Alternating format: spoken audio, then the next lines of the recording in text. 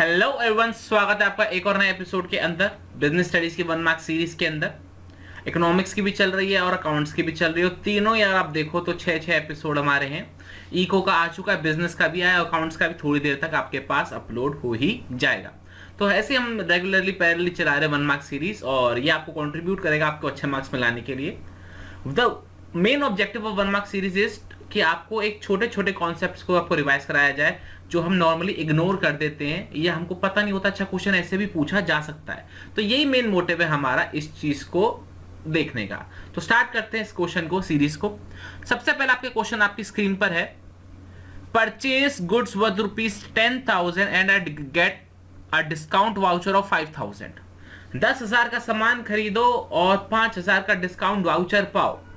Identify the element of promotion mix. आपको बताना है प्रमोशन मिक्स का कौन सा एलिमेंट है ये। तो सबसे पहले मेरे को बताओ प्रमोशन मिक्स में कितने एलिमेंट होते थे, जरा बताइए मेरे को। प्रमोशन मिक्स में कितने एलिमेंट होते थे और फिर इसका करेक्ट आंसर बताइए कि उस एलिमेंट में ये वाला एलिमेंट कौन सा है, बताइए मेरे को। तो प्रमोशन मिक्स में होते थे हमारे 4 एलिमेंट। बिल्कुल सही जवाब क्या होता था हमारा? Advertisement, personal selling, sales promotion और पब्लिक रिलेशन।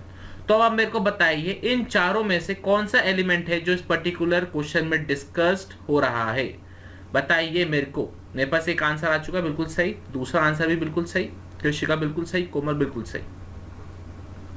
बाकी भी मेरे को बताइए इसके अंदर कौन सा एलिमेंट है वो डिस्कस्ड हो रहा है। क्या एडवर्टाइजमेंट डिस्कस हो रहा है, क्या पर्सनल सेलिंग डिस्कस हो रहा है, क्या सेल्स प्रमोशन डिस्कस हो रहा है, या फिर पब्लिक रिलेशन डिस्कस हो रहा है। तो इसका जो करेक्ट आंसर है वो है हमारा सेल्स प्रमोशन। ठीक है, सेल्स प्रमोशन डिस्कस हो रहा है। तो लगे हाथ पहले चारों डेफिनेशन ही क्लियर कर लेते हैं। एडवर्टाइजमेंट क्या होता है? Paid form of non personal communication. Personal selling क्या होता है? 1-to-1 कम्युनिकेशन होता है, रिलेशनशिप बिल्ड होती है। सेल्स प्रमोशन का मतलब क्या होता है? आपको शॉर्ट टर्म इंसेंटिव दिए जाते हैं जिसके अंदर आप कंज्यूमर को मोटिवेट कर रहे हो कि वो इंस्टेंट बाय कर ले। और पब्लिक रिलेशन में क्या होता है? कुछ एक्टिविटीज करते हो जिसके अंदर आपकी पब्लिक इमेज सुधर जाए। ठीक है, तो ये हमारी डेफिनेशन भी रिवाइज होगी। आपको ये पता लग गया कि इसका आंसर है सेल्स प्रमोशन। आई होप ये चीज आपको क्लियर हो गई होगी। अब बात करते हैं क्वेश्चन नंबर 2 की तरफ। और क्वेश्चन नंबर 2 आपकी स्क्रीन पर ऑलरेडी है, मैं थोड़ा ऊपर कर देता हूं जिससे आपको अच्छे से क्लियर होगा। तो क्वेश्चन नंबर 2 क्या है, जरा देखो। जैसे ही आपको दिख जाए ना कि 4-5 लाइन का केस है, तो सबसे पहले लास्ट लाइन पढ़ लो, जिससे आपको क्लिक कर जाएगा कि मुझे यहां से सोचना है। तो क्वेश्चन क्या बोला? State one more function other than the above mention above. मतलब ऊपर के ऊपर कुछ फंक्शन हो रहा है, उसके अलावा कोई फंक्शन बताना है दैट दिस टीम में परफॉर्म। दिस टीम में perform at the level they are working. मतलब ऊपर वाले पैराग्राफ के अंदर कोई टीम है, एक पर्टिकुलर लेवल पे काम कर रही है, उसका कोई फंक्शन हमको दे रखा है, तो हमको उसके अलावा कोई और फंक्शन बताना है। यहां पर हमको लेवल नहीं पूछा है, लेवल फाइंड आउट करके हमको कोई अदर फंक्शन उसका बताना है। तो इस चीज को आप ध्यान में रखिएगा। पढ़ते हैं। Das is the managing director of गोमुत limited, manufacturing different varieties of cheese. ठीक है, दास मैनेजिंग डायरेक्टर कंपनी का जो चीज बनाती है। He has an efficient team working under him consisting of Rajat production manager, Vinay marketing manager, Aditya finance manager. ठीक है, ये क्लियर हो गया। They understand and interpret the policies made by DAS and ensure that their department have adequate number of manpower, assign them necessary duties and motivates them to achieve the desired objectives। मतलब ये देख रहे हो, आपको 4 function दे दिए इसके अंदर। सबसे पहला आपको वो ऊपर वाले के मोटिवेट क्या कहते हैं, पॉलिसीज को इंटरप्रेट करते हैं। वो ये चेक करते हैं उनके डिपार्टमेंट में नेसेसरी मैन पावर है कि नहीं, उनको ड्यूटीज देते हैं, उनको मोटिवेट करते हैं। तो बताइए, इन्होंने 4 फंक्शन दे रखे हैं और आपको 5वां फंक्शन बताने के लिए बोला। इन्होंने क्या बोला? ऊपर जो मेंशन करे गए हैं फंक्शन, उसके अलावा कोई फंक्शन बताओ। तो सबसे पहले ये जो टीम है, रजत की, विनय की, आदित्य की, पहले मेरे को ये बताओ कौन से लेवल पे वो काम कर रहे हैं। वो टॉप लेवल पे काम कर रहे हैं, वो मिडिल लेवल पे काम कर रहे हैं, या फिर वो लोअर लेवल पे काम कर रहे हैं। सबसे पहले तो मेरे को आप ये आंसर बताइए कि वो कौन से लेवल पर काम कर रहे हैं। Please tell me the answer. वो कौन से लेवल पे काम कर रहे हैं? तो बिल्कुल सही आंसर आते हुए मेरे पास इसका करेक्ट आंसर है वो मिडिल लेवल पर काम कर रहे हैं। ठीक है, अब मेरे को बताइए इसका कौन सा वो अदर फंक्शन है जो वो परफॉर्म करेंगे या कर सकते हैं।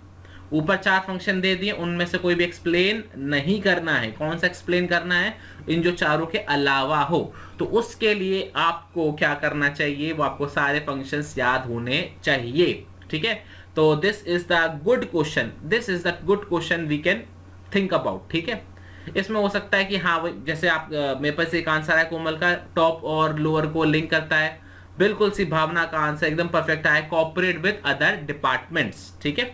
तो ऐसे ही आपको बुक में बहुत सारे फंक्शंस दे रखे हैं, तो उसमें से 4 फंक्शन आपको ऑलरेडी इस पैराग्राफ में दे रखे हैं, आपको वो नेक्स्ट जो लास्ट फंक्शन है वो आपको इसके अंदर बताना है। तो इसमें हमने देखा ये मिडिल लेवल पे काम करता है, हमने एक तो ये आइडेंटिफाई कर लिया और दूसरा कौन सा फंक्शन है वे भी आइडेंटिफाई कर लिया, लेकिन मिडिल लेवल आइडेंटिफाई करने के इसके अंदर मार्क्स नहीं है। बट इसी क्वेश्चन को अगर हम 3 मार्क्स में कन्वर्ट कर दे तो मिडिल लेवल लिखने के मार्क्स हो जाएंगे, ठीक है। तो दूसरा क्वेश्चन भी हो गया हमारा अच्छे से कंप्लीट। आई होप ये चीज आपको समझ में आ रही होगी। क्वेश्चन नंबर 3 सीधा सीधा हमको डेफिनेशन दे दी गई है क्वेश्चन नंबर 3 में। Give the meaning of management by exception, give the meaning of management by exception. सबसे पहले मेरा एक सवाल है, ये कौन से चैप्टर से पूछा गया? बताइए मेरे को, ये कौन से चैप्टर से पूछा गया है? ये वाला सवाल मेरे पास आंसर आना भी चालू हो गई। करेक्ट आंसर आ चुका है मेरे पास, कंट्रोलिंग, बिल्कुल सही आंसर, कंट्रोलिंग में से पूछा गया। अच्छा मेरे को ये बताओ मैनेजमेंट बाय एक्सेप्शन का मीनिंग क्या है? बताइए प्लीज मेरे को, what do you mean by management by exception, ठीक है। I am waiting for your answers. आप लोग वीडियो पॉज करो और कमेंट सेक्शन में लिखो इसका आंसर, जिससे मुझे पता लग पाए कि हाँ भाई आपको आंसर आता है कि नहीं आता है, बताइए। तो इसका करेक्ट आंसर मेरे पास आ चुका है। इसका करेक्ट आंसर ये है कि those deviations which cross the limit should be reported to the management, otherwise जो माइनर डेविएशंस हैं उनको इग्नोर कर देना चाहिए। और आपको पता उस पे की लाइन है जो हमको एक बुक में दे रखी है, an attempt to control everything end up at controlling nothing. ध्यान रखना क्वेश्चन ऐसे भी पूछा जा सकता है, an attempt to control everything result up controlling nothing. What do you mean by this line? या explain the concept described in this line and explain in few words. तो ये आपका 1 नंबर में 3 नंबर में क्वेश्चन बन सकता है। फिर से रिपीट करता हूँ, an attempt to control everything ends up at controlling nothing. Explain the concept and explain, identify and explain the concept. तो इसका आंसर हो जाएगा management by exception। और management exception का मतलब यही होता है, only those deviations which cross the limits या which are not tolerable, it should be reported to the top management or to the higher management, ठीक है। बिल्कुल सही आंसर आए हैं सबके मेरे पास, कॉन्ग्रेचुलेशंस, बिल्कुल सही आंसर श्वेता। अगला क्वेश्चन, जैसे बोलता हूं अगला क्वेश्चन, मुझे ऐसा लगता है मैं मेट्रो में बैठा हुआ हूं। अगला स्टेशन जंगपुरा, दरवाजे दाईं ओर खुलेंगे। चलो अगला क्वेश्चन आपके सामने दे रखा है, question number 4। One of the function of the Securities and Exchange Board of India, promotion and fair policies, promotion of fair policies and code of conduct in securities market। मतलब हमको दे रखा है एक फंक्शन है securities and exchange board of India SEBI का, promotion and fair code of conduct in the securities market, ठीक है। State the category to which this function belong. कौन सी कैटेगरी के अंदर यह फंक्शन आता है, क्वेश्चन में ये पूछा गया। Promotion of fair practices and code of conduct, बताइए ये कौन सी कैटेगरी का क्वेश्चन है। आप सबसे पहले दिमाग में आता है सर ये कैटेगरी क्या है, हमको तो यही नहीं पता। तो कैटेगरी का मतलब कौन सी कैटेगरी? 3 कैटेगरी फंक्शन थे ना, regulatory, protective and development. I repeat, क्या था? Regulatory, protective and development. तो बताना है इन तीनों में से कौन सी कैटेगरी के अंदर ये वाला फंक्शन आता है। और मेरे पास 2 आंसर आए और दोनों अलग अलग आंसर आए हैं, और उसमें से एक सही है एक गलत है। तो बिना टाइम वेस्ट करे मैं आपको बता देता हूं, इसका करेक्ट आंसर है प्रोटेक्टिव फंक्शंस। इसका जो करेक्ट आंसर है वो है प्रोटेक्टिव फंक्शंस, ठीक है। अच्छा, इसका आंसर प्रोटेक्टिव फंक्शन इसलिए है क्योंकि वो बुक में दे रखा है, ठीक है ना। तो आप जिसका भी आंसर गलत है वो क्या करेंगे, प्रोएक्टिव नाम की कोई चीज नहीं होती श्वेता, आप अपनी स्पेलिंग ठीक करो पहले तो। प्रोटेक्टिव होता है क्या, ऑटो करेक्ट, कुछ ज्यादा ऑटो करेक्ट हो चुका है। हाँ, तो बात ये चल रही थी इसका आंसर प्रोटेक्टिव फंक्शन, और जिसका भी आंसर गलत है वो क्या करने वाला है, वो जाएगा इस लेक्चर के एंड होते ही बुक में जाके वो सारे फंक्शंस रिवाइज करेगा। सेबी के functions are the most important topic of this chapter. वो मान के चलो 10 में से 6 बार पूछे जाते ही जाते हैं। तो आई होप ये चीज को आप ध्यान रखेंगे। फाइनली श्वेता की स्पेलिंग हो गई ठीक। अब आते क्वेश्चन नंबर 5 की तरफ। क्वेश्चन नंबर 5 क्या दे रखा है, जरा पढ़ेंगे। Buy 1 get 1 free is printed on the label of a package of mosquito repellent। ठीक है, कछुआ छाप के ऊपर एक लाइन लिखी हुई है, बाय 1 गेट 1 फ्री। क्या लिखा हुआ है? State the labelling function perform by this statement. State the labelling function being perform by this statement. मतलब क्या, जो हमारी लेबलिंग होती है प्रोडक्ट के ऊपर लिखते हैं, उसमें लिखा हुआ है बाय 1 गेट 1 फ्री। तो मेरे को बताइए ये लाइन कौन सा फंक्शन है जो फुलफिल कर रही है, बताइए मेरे को इसका आंसर। तो मेरे पास एक आंसर आया है और बिल्कुल सही आंसर आया, टू द पॉइंट आंसर आया, बिल्कुल सही जवाब। तो बताइए इसका आंसर और क्या होगा, और क्या मतलब यही आंसर होगा। और बच्चे बताइए मुझे इसका आंसर क्या होगा। कोमल का आंसर बिल्कुल सही, भावना का आंसर सबसे पहले आया था वो भी बिल्कुल ठीक था। हाँ, तो इसका जो करेक्ट आंसर है वो है प्रमोशन ऑफ द प्रोडक्ट। ठीक है, तो ये प्रमोशन करने में काम कर रहे हैं। आई होप ये चीज आपको समझ में आ रही होगी कि इस तरीके के क्वेश्चन भी पूछे जा सकते हैं। ये आपको बता रहा है, बिल्कुल सही आंसर कृषिका, ये आपको ये चीज बता रही है कि आपको किस किस एंगल से पढ़ाई करनी पड़ेगी। बहुत गहराई में जाके आपको पढ़ाई करनी पड़ेगी, तो ही आपके अच्छे मार्क्स आएंगे और आप अपने आप में बिलीफ रखेंगे कि हाँ हम कुछ कर सकते हैं, तो बिल्कुल आप कुछ कर पाएंगे। ठीक है, हेनरी फोर्ड ने एक बात बोली थी, if you think you can and if you think you can't. आप दोनों चीजों में सही हो। अगर आपको लगता है कि ये चीज मैं कर सकता हूं या कर सकती हूं तो आप सही हो, और आपको लगता है ये चीज मुझसे नहीं होगी तो भी आप सही हो। आपको अपनी कैपेबिलिटी पर देखना पड़ेगा कि हाँ आप कितने लेवल तक जा सकते हो। ठीक है, क्वेश्चन नंबर 6 की तरफ हम बढ़ने वाले हैं। क्वेश्चन नंबर 6 की तरफ, गिव द कॉन्स्टिट्यूशन। कॉन्स्टिट्यूशन बताना है किस चीज का, district consumer dispute redressal forum under consumer protection act 1986। Consumer protection 1986 हमने 3 तरीके के फोरम देखे थे। एक देखा था हमने डिस्ट्रिक्ट फोरम, डिस्ट्रिक्ट फोरम का फुल फॉर्म ये है। वैसे देखा था स्टेट कमीशन, स्टेट कमीशन की भी फुल फॉर्म है, और नेशनल कमीशन, नेशनल कमीशन की भी फुल फॉर्म है। ध्यान रखना, फुल फॉर्म भी याद रखनी है आपको, लिख लेना। होमवर्क है मेरा क्वेश्चन अभी का, कि आपको अभी क्लास एंड होते ही बुक में district forum, state commission, national commission के फुल फॉर्म देख रहे हैं, पूरा नाम एक्चुअल में उनका है क्या। तो मेरे को बताइए उसका कॉन्स्टिट्यूशन क्या है। कॉन्स्टिट्यूशन का मतलब मैं आपको बता दूं, इसके अंदर कितने लोग होते हैं। तो जरा मेरे को बताइए इसका आंसर। तो इसका करेक्ट आंसर है, there should be 1 president and other 2 members and out of them 1 should be women. ये क्लियर हो गया।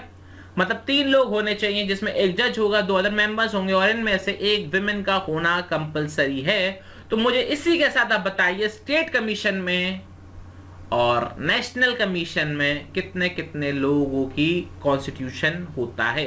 बताइए मुझे इसका आंसर अभी के अभी। वीडियो को पॉज करें, टाइप करें आंसर। कि डिस्ट्रिक्ट का आपने मेरे को आंसर बता दिया, 3 लोग होते हैं, जिसमें एक प्रेसिडेंट होता है, 2 मेंबर होते हैं, और उन सब में एक विमेन का होना कंपलसरी होता है। वैसे अब मुझे स्टेट कमीशन का बताइए और मुझे नेशनल कमीशन का आंसर भी बताइए। ठीक है, हम इसको कहते हैं कंप्रिहेंसिव तैयारी करना। एक टॉपिक पूछा हमने, बाकी सारे टॉपिक भी कर लिए। ठीक है, देखो अब ये हो सकता है कि पुराना डेटा कुछ अलग हो, नया डेटा कुछ अलग हो। ठीक है, तो एनसीईआरटी के हिसाब से मैं बता दूं, इसका जो आंसर है ना वो क्या है हमारा, नेशनल कमीशन में 5, स्टेट कमीशन में 3 और डिस्ट्रिक्ट फोरम में भी 3। मैं एनसीईआरटी के हिसाब से बता रहा हूँ, करंट डेटा डिफर कर सकता है, और क्योंकि लॉ चेंज होता रहता है। ठीक है, तो अगर आपका लॉ के हिसाब से करेक्ट है तो आपको फुल मार्क्स मिलेंगे। तो मैंने आपको एक याद करने का तरीका भी बताया था, अगर आपको याद हो, 3 3 5 करके मैंने एक लाइन बोली थी आपको, 3 3 5। ठीक है, तो डिस्ट्रिक्ट में 3। अच्छा ध्यान रखना, स्टेट कमीशन के अंदर उन्होंने not less than word use करा है, 1 president and not less than 2 members and all of them, मतलब उनमें से एक विमेन का होना कंपलसरी होता है। और नेशनल कमीशन के अंदर भी यही है हमारा, एक प्रेसिडेंट और मिनिमम 4 अदर मेंबर्स, और इनमें उन सब में एक विमेन का होना कंपलसरी होता है। मेरे पास एक डाउट आया था, सर वुमेन किसी बुक में लिखा हुआ है कि सिर्फ नेशनल में है, तो एक बार आप लोग अपनी बुक को क्रॉस चेक करिएगा, एनसीईआरटी को क्रॉस चेक करिएगा, आपको जो एग्जैक्ट आंसर हो वो आप लिखिएगा। ठीक है, ओके। अब आगे बढ़ते क्वेश्चन नंबर 7 की तरफ हम। क्वेश्चन नंबर 7 क्या बोल रहा है, Why is aptitude test is conducted in the process of selection? Why is aptitude test is conducted in the process of selection? तो एप्टीट्यूड टेस्ट कौन सा होता है? चलो टाइप ऑफ टेस्ट बताते हैं। चलो टाइप ऑफ टेस्ट डिस्कस करते हैं। सबसे पहले होता है हमारा इंटेलिजेंट टेस्ट, फिर होता है हमारा personality test, trait test, interest test and aptitude test. ये हमारे 5 टाइप के टेस्ट होते हैं। तो मुझे ये बताइए कि एप्टीट्यूड टेस्ट किस लिए किया जाता है? तो इसका आंसर है कि आपको पोटेंशियल चेक करना है अपने आने वाले एम्प्लॉय का कि वो न्यू स्किल्स को कितनी जल्दी समझ लेता है, गैदर कर लेता है। ठीक है। अच्छा, इसी के साथ ये ऊपर वाला क्वेश्चन है ना हमारा डिस्ट्रिक्ट फोरम वाला, तो वो भी आपको पूरा रिवाइज करना है। जैसे कि डिस्ट्रिक्ट फोरम में 20 लाख तक की हमारी लिमिट होती है, 20 लाख से ऊपर 1 करोड़ तक स्टेट कमीशन में होता है, और स्टेट अगर नेशनल कमीशन में जाना होता तो 1 करोड़ होता है। इसके अलावा वही 30 दिन के अंदर स्टेट कमीशन, 30 दिन के अंदर नेशनल कमीशन, और जो सिर्फ नेशनल कमीशन में डायरेक्ट आता है वो सुप्रीम कोर्ट में भी जा सकता है। तो ये सारा टॉपिक एक बार, जैसे मैंने तो रिवाइज करवाई दिया, एक बार आप बुक से जाकर भी इसको रिवाइज कर लेना। ओके, अब आते हैं हम क्वेश्चन नंबर 8 की तरफ, और क्वेश्चन नंबर 8 हमको थोड़ा सा बड़ा देने का है। तो पढ़ते क्या लिखा हुआ है? Identify the step taken by production manager that is related to one of the functions of the management. मतलब ऊपर दिए गए पैराग्राफ के अंदर कोई फंक्शन हो रहा है मैनेजमेंट का, मतलब it could be planning, organising, staffing, directing और कंट्रोलिंग, 5 में से कोई भी हो सकता है। उसका कोई स्टेप है जो ऊपर प्रोडक्शन मैनेजर ने लिया है, हमको वो बताना है कि प्रोडक्शन मैनेजर ने कौन सा स्टेप लिया है। जरा डिस्कस करते हैं कि इसको। Isha machines was a renowned name for quality sewing machine since 1960। Okay, Mr. Suresh, the owner of Isha Machines, was worried as the production has declined during the last 3 months. मतलब mister Suresh जो company के owner हैं वो थोड़े से दुखी है, काफी चिंतित हैं कि पिछले 3 महीनों में जो उनका प्रोडक्शन है वो काफी डिक्लाइन हो गया है। He directed the production manager to find out the reason. उन्होंने प्रोडक्शन मैनेजर को डायरेक्ट किया है कि रीजन फाइंड आउट करिए। तो प्रोडक्शन मैनेजर ने बोला है डिफरेंट मैनेजर्स को वो एक परफॉर्मेंस रिपोर्ट तैयार करें जो उनके अंडर में काम कर रहे हैं। ठीक है, तो मेरे को बताइए सबसे पहले चैप्टर कौन सा है, ये केस में कौन सा चैप्टर डिस्कस हो रहा है? पहले तो मेरे को ये बताइए कमेंट सेक्शन के अंदर कि which function is being discussed about planning, organising, staffing, directing और कंट्रोलिंग। चलो एक बार क्वेश्चन फिर से डिस्कस करते हैं जिससे आपको प्रॉब्लम ना हो। तो देखो सबसे पहले यहाँ पर क्या बात हो रही है कि मिस्टर सुरेश है जिनकी कंपनी में जो प्रोडक्शन है वो डिक्लाइन हो रहा है। उन्होंने प्रोडक्शन मैनेजर को बोला है कि find out the reasons find out करिए। तो सुरेश जी ने, प्रोडक्शन मैनेजर ने क्या बोला? प्रोडक्शन मैनेजर ने अपने सुपरवाइजर्स को एक परफॉर्मेंस रिपोर्ट बनाने के लिए बात करी गई है। तो सबसे पहले ये जो चैप्टर डिस्कस हो रहा है यहाँ पर हो रहा है वो कंट्रोलिंग क्यों? प्रोडक्शन डिक्लाइन हो गया और उसके रीजंस फाइंड आउट करने हैं। तो दैट इज व्हाट हमारा क्या हो गया? कंट्रोलिंग हो गया। ये चीज क्लियर हो गई? हाँ, अब बात आती है सर इसके अंदर कौन सा स्टेप आएगा? जैसे यहाँ पे जैसे कुछ बच्चे कंफ्यूज हो जाते हैं, सर इन्होंने बोला रीजंस फाइंड आउट करने के लिए, मतलब यहाँ पे तो एनालाइजिंग डेविएशन की बात हो रही है, यहाँ पे रीजंस फाइंड आउट करने की बात हो रही है ना। प्रोडक्शन में डिफरेंस आ रहा है तो मतलब रीजनिंग फाइंड आउट करनी है, तो उन्होंने बोला है कि आप रीजन फाइंड आउट करिए। तो यहाँ पे एनालाइजिंग डेविएशन की बात हो रही है। ऐसा बच्चे सोच सकते हैं, ऐसा बच्चा सोच सकते हैं और वो सही सोच रहे हैं। लेकिन क्वेश्चन में ये नहीं बोला है, क्वेश्चन में ये बोला है कि प्रोडक्शन मैनेजर ने क्या स्टेप लिया है। क्वेश्चन ने ये नहीं बोला कि मिस्टर सुरेश ने क्या करने को बोला है। क्वेश्चन में ये पूछा गया है कि प्रोडक्शन मैनेजर ने क्या स्टेप उठाया है। तो प्रोडक्शन मैनेजर ने परफॉर्मेंस रिपोर्ट बनाने के लिए बात करी गई है। परफॉर्मेंस रिपोर्ट बनाना मतलब आपने क्या काम किया वो हमको लिख के दो। ये चीज समझ में आई? तो यहां पर बात हो रही है मेजरमेंट ऑफ एक्चुअल परफॉर्मेंस की। ये चीज आपको क्लियर हो गई? यहां पर बात हो रही है मेजरमेंट ऑफ एक्चुअल परफॉर्मेंस की। जो बच्चे सोच रहे थे एनालाइजिंग डेविएशन, वो गलत नहीं थे, वो भी सही सोच रहे थे, लेकिन वो मालिक ने ऑर्डर दिया था एनालाइज डेविएशन करने का। मालिक ने ऑर्डर दिया था, हमको मालिक के बारे में तो पूछा ही नहीं गया है। हमसे पूछा गया प्रोडक्शन मैनेजर ने क्या स्टेप उठाया। तो प्रोडक्शन मैनेजर स्टेप उठाया मेजरमेंट ऑफ एक्चुअल परफॉर्मेंस। तो आई होप ये केस की बारीकी आपको समझ में आ गई होगी। अब हम आगे बढ़ते क्वेश्चन नंबर 9 की तरफ। बहुत ही छोटा क्वेश्चन है, जरा पढ़ते क्या लिखा हुआ है। Name the method through which the company decided to raise additional capital. कौन से मेथड से कंपनी ने एडिशनल कैपिटल रेस करी है? क्वेश्चन पढ़ते हैं। सिकल लिमिटेड, अ reputed industry machine manufacture, need ₹20 crore, 20 crore चाहिए, 20,000 बोल दिया मैंने गलती से, 20 करोड़ चाहिए as additional capital to expand the business. एक कंपनी है सिकल लिमिटेड, उसको अपना बिजनेस एक्सपेंड करना है और इसके लिए उनको 20 करोड़ रुपए की जरूरत है। Mister Amit Joshi, the chief executive officer, CEO of the company, wants to raise fund through equity. मतलब जो अमित जोशी सीईओ हैं वो बोलते हैं कि हमको इक्विटी रेस करनी है। The finance manager mister Narendra Singh suggested that the shares must be sold to investing public through intermediaries as the same will be less expensive। मतलब उन्होंने बोला है, नरेंद्र सिंह जी ने, फाइनेंस मैनेजर ने बोला है कि आपको शेयर सोल्व करने, पब्लिक को सोल्व करने, लेकिन आप इंटरमीडिएरीज के थ्रू सेल करिए क्योंकि वो सस्ता पड़ता है, क्योंकि वो सस्ता पड़ता है। तो बताइए यहां पर कौन से मेथड की बात हो रही है? तो बताइए मेरे को यहां पर कौन से मेथड की बात हो रही है। तो सबसे पहले टॉपिक जानते हैं। यहां पे देखो शेयर्स पहली बार इश्यू हो रहे हैं, तो यहां पर प्राइमरी मार्केट की बात हो रही है, ना कि सेकेंडरी मार्केट की बात हो रही है। ये चीज क्लियर हो गई? ओके। और प्राइमरी मार्केट के अंदर हमने 5 मेथड ऑफ फ्लोटेशंस देखे थे। मेथड ऑफ फ्लोटेशन मतलब टाइप्स ऑफ जिनके थोड़ा पैसा रेस कर सकते हो। पहला देखा था हमने ऑफर थ्रू प्रोस्पेक्टस, दूसरा देखा था ऑफर फॉर सेल, तीसरा देखा था हमने प्राइवेट प्लेसमेंट, चौथा देखा था हमने राइट इशू और पांचवा देखा था हमने EIPO। तो इन पांचों में से कौन सा मेथड है जो कि इस कंपनी ने डिसाइड किया फॉलो करने के लिए? और मेरे पास पहला आंसर आया कोमल का और बिल्कुल सही आंसर है। ठीक है, भावना का आंसर भी बिल्कुल सही आ रहा। बाकी बच्चे भी मेरे को आंसर भेजिए अभी के अभी। किस चीज का इंतजार हो रहा है? तो जिस बच्चे को भी आंसर नहीं आ रहा है वो लेक्चर एंड होते ही, जो मेरा हमेशा ही वाली बात होती है, आप इसको होमवर्क क्वेश्चन मान के सॉल्व करेंगे और देखेंगे कि हम कहां गलती कर गए थे। तो इसका जो करेक्ट आंसर है वो है ऑफर फॉर सेल। जब भी आप इंटरमीडिएरीज के थ्रू बेचते हो उसे बोला जाता है ऑफर फॉर सेल। आप डायरेक्टली पब्लिक से डील करते हो तो उसे बोला जाता है ऑफर टू प्रोस्पेक्टस। आप किसी बड़े इन्वेस्टर के पास जाते हो या किसी बड़ी कंपनी के पास जाते हो पैसा मांगने के लिए, उससे बोला जाता है प्राइवेट प्लेसमेंट। आप अपने एग्जिस्टिंग शेयर होल्डर से बोलते हो कि आप हमको पैसा दे दो, उसको बोला जाता है राइट इशू। और अगर आप इलेक्ट्रॉनिकली शेयर्स को आप इशू करते हो तो उसका आंसर होता है हमारा EIPO। ये क्लियर हो गया? तो जिसका भी आंसर ये गलत था वो उसको नोट कर लीजिएगा। ये आपको PDF चाहिए तो आपको पता है क्या करना है।